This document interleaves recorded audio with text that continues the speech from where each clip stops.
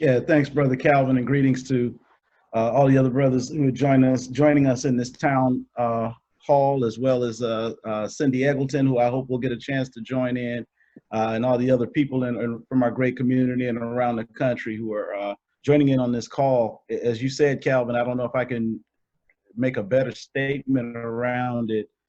Reading in and of itself is essential, right? In a knowledge age, reading is like water. If you can't read, you will die.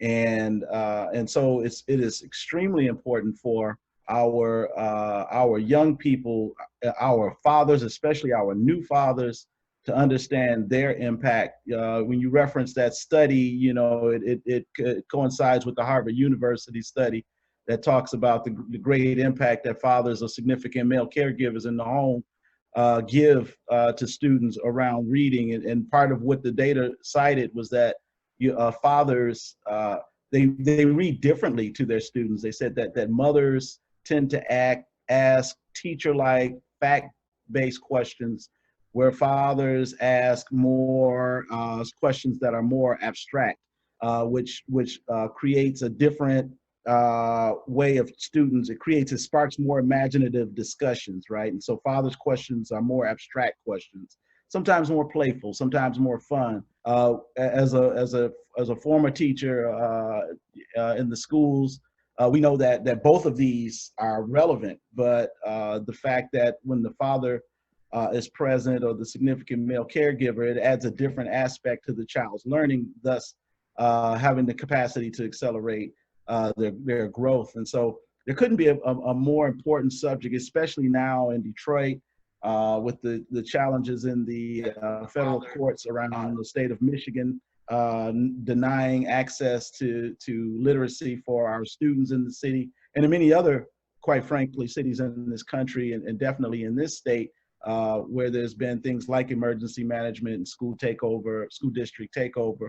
And Dr. Vitti has certainly done a great job of explaining how we got to this place. But we also have to remember that education starts in the home, and to the extent that we can as parents provide those foundational supports to our students, it only accelerates their growth and their learning. And so it's extremely necessary for there to be a movement around. Men tend to think the education part, especially in a two-parent family, many times men leave the education to the women. Schools and places are designed more to receive women, right? And I was at a meeting with the Detroit Public Schools, and they were talking about a document that they had.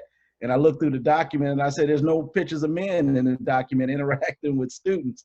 And so it's little things like that where, we have to constantly elevate this issue. We have to constantly elevate the need, and we have to constantly push both internally within our communities and in our families, but definitely externally on the systems around engaging fathers, engaging significant male caregivers, and men in general, and welcoming into these education spaces in a comfortable way, so that we can accelerate the learning of our students.